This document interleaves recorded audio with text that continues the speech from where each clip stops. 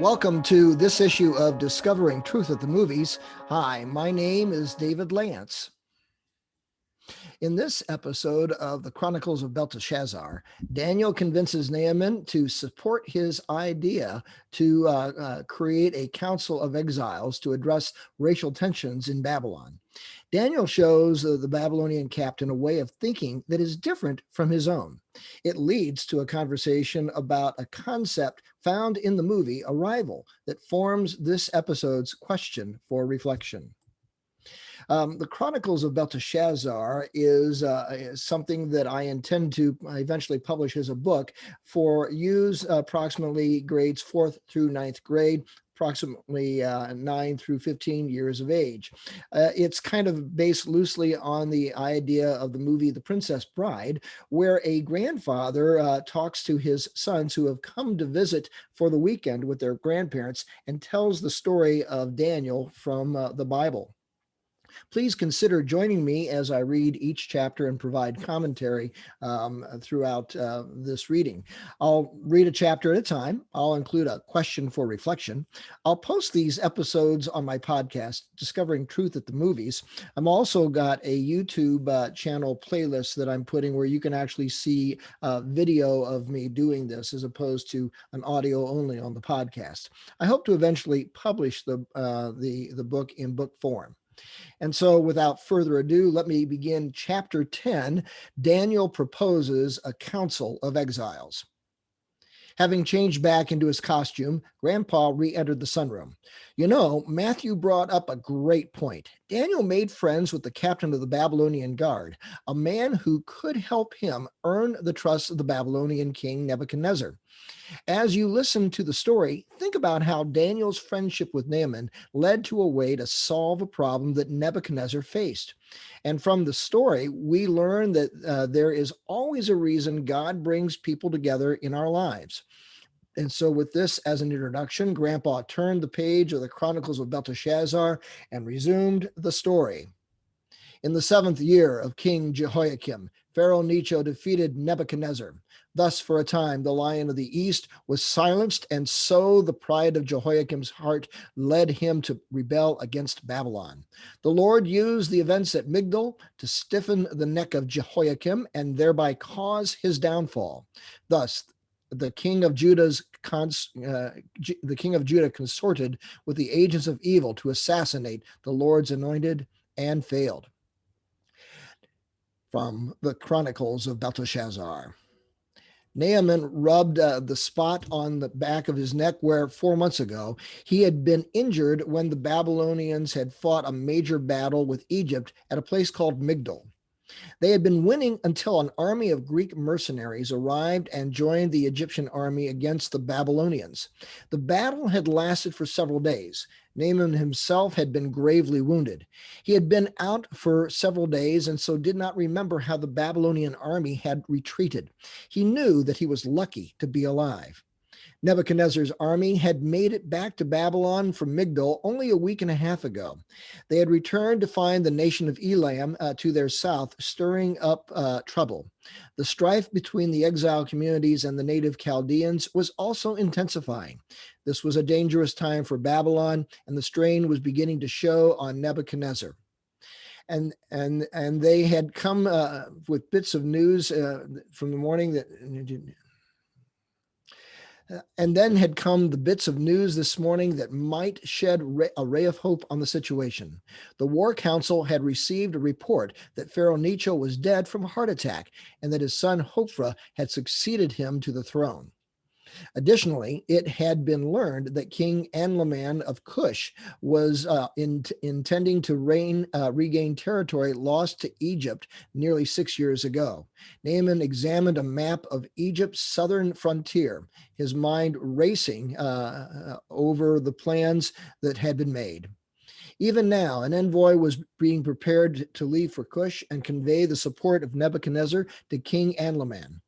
While soldiers were not being sent, this year's tribute from the conquered nations of Palestine would be sent directly to Cush. Nebuchadnezzar wanted that nation's help to open a prolonged two-front war against Egypt. If Babylon were ever again to launch an attack against Egypt, she would need the help of Cush to prevent Egypt's southern army from joining the fight as they had at Migdol. So intent was Naaman's thoughts as he had been studying the map that he had failed to hear the knock at the door. One of his guards had opened it and, clearing his throat, announced, "The Magi Daniel wishes to speak with you." Naaman stood to his full height, but without turning replied, "Send him in." Daniel entered the room and Naaman beckoned him over to another map. This, Daniel, is the expanse of Nebuchadnezzar's empire. For the past decade, relations with Elam to our southern border have been quiet, allowing us to concentrate on subduing the Assyrians and extending our reach to the border of Egypt. We were defeated here at Migdol earlier this year. Egypt is building a canal there so that their navy can sail from the Mediterranean Sea through the Red Sea. And there they can sail around the Arabian Peninsula and up the Euphrates River to attack Babylon. Naaman traced the points on the map as he discussed them. Concluding his explanation, he turned to Daniel and said, "But our destiny will not long be denied. How does it feel to serve in the court of one who will someday rule the world?" "I serve where my God chooses for me to serve, Naaman," Daniel responded. "And it is my duty to Nebuchadnezzar that has brought me to see you, for unless he is able to rule his capital, he will lose his kingdom." Naaman knew that Daniel, though a foreigner, desired nothing but to serve Nebuchadnezzar honorably. He admired this young man, wise beyond his years, and thought back to when he first spoke with him after Daniel had rescued the Ashkelonite from his fellow Hebrews. He would listen to what Daniel had to say. He turned to face Daniel. "You and I have spoken of this before. It is too late to undo the course we are on, bringing exiles like yourself to be assimilated into our culture. What is it that brings you here now?" Over the past few months, two ideas have emerged as to how to reduce the tension in the city, Daniel began. One course, championed by Hammond and the one we are currently pursuing, calls for patrols of soldiers to crack down on disturbances. These patrols have become increasingly violent in their approach.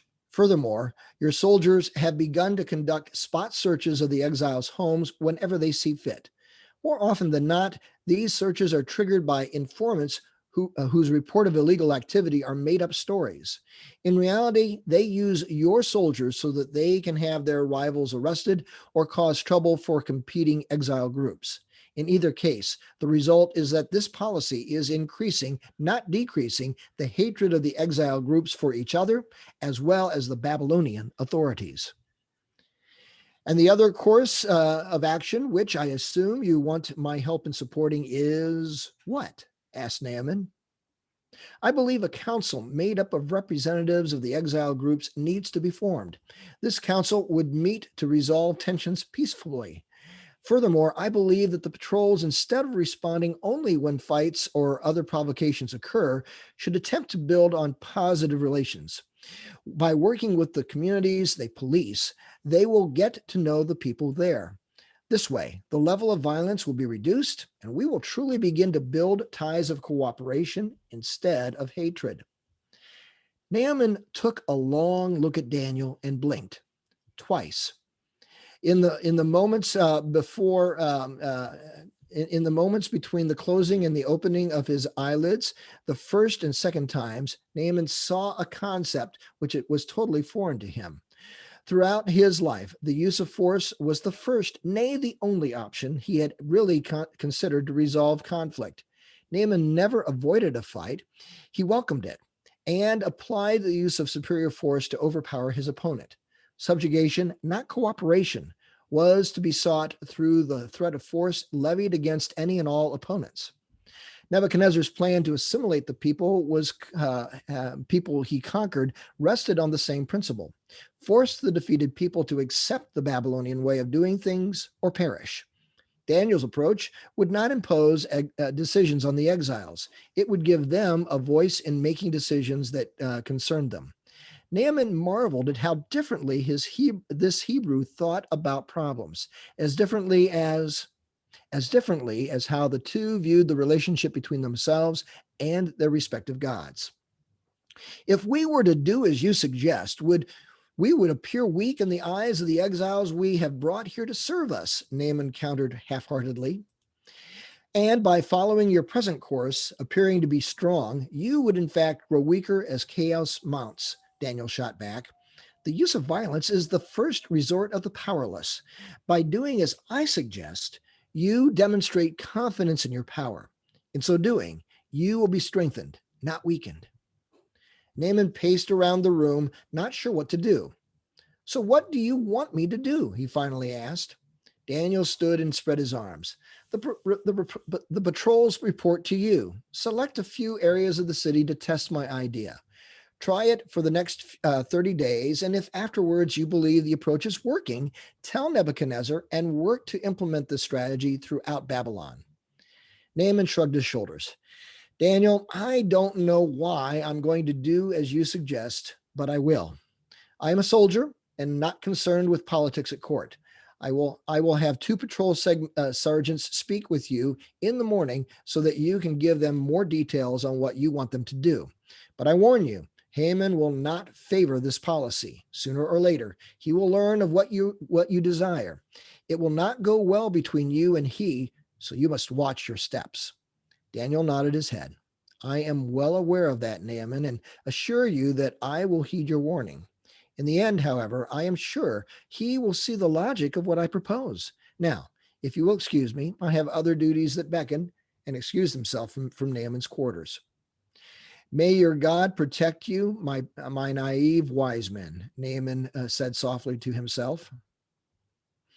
In the court of Babylon, no one played palace politics better than Haman.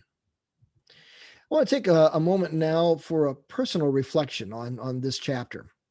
In this particular lesson, there's a lot of emphasis on the use of maps. If you're a Bible teacher or a history teacher, learning to use maps is an important teaching tool.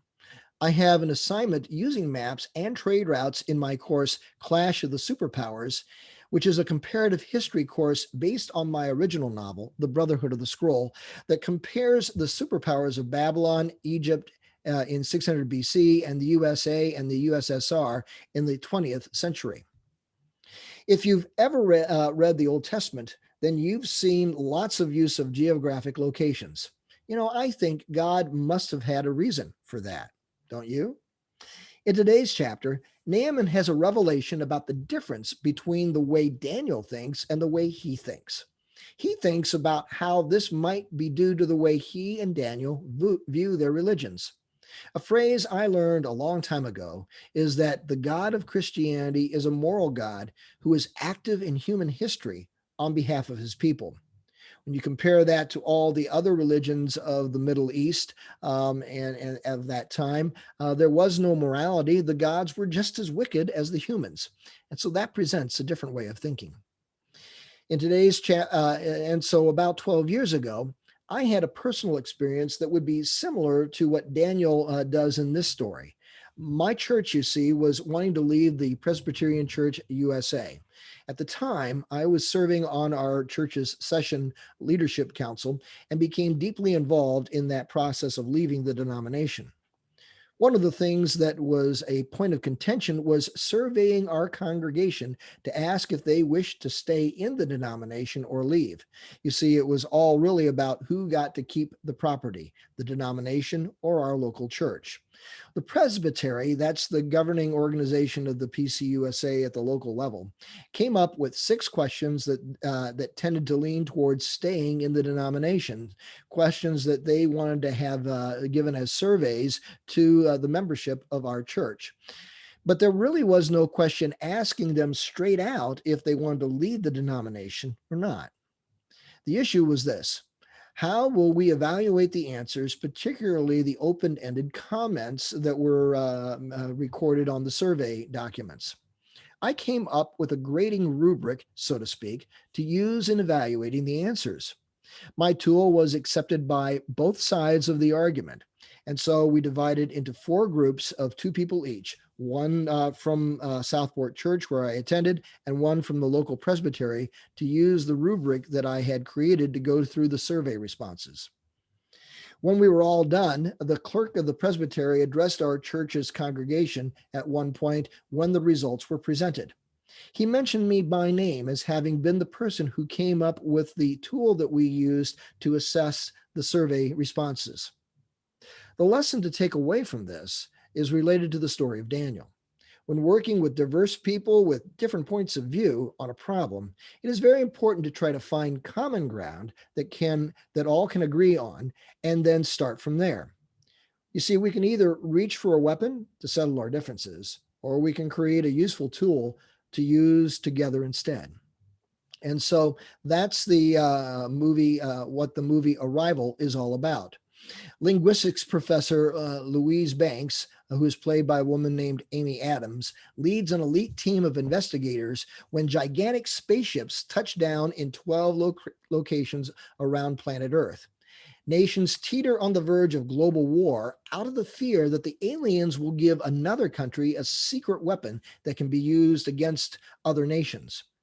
Louise Banks discovers a way to communicate with the extraterrestrial visitors and uses her newfound knowledge to call the premier of communist China and end the standoff that threatens to trigger global war. Some months later, at a UN conference, the Chinese premier meets Louise Banks and says this to her: "I will never forget what you said. You told me my wife's dying words. War does not make one a hero. It only makes widows and orphans." And so that leads us to our question for reflection today. God has given us the sword of truth. It is his word, the Bible. Will we use it as a weapon or as a tool? Well, that concludes this episode of Discovering Truth at the Movies. I want to encourage you to go to my website at wisejargon.com/@the-movies. You'll get to sign up for my Conversations with the Culture monthly newsletter, and also get other information on gaining access to anthologies of past issues. I'll also send you Discovering Godly Leadership at the Movies with my thanks when you sign up for the newsletter.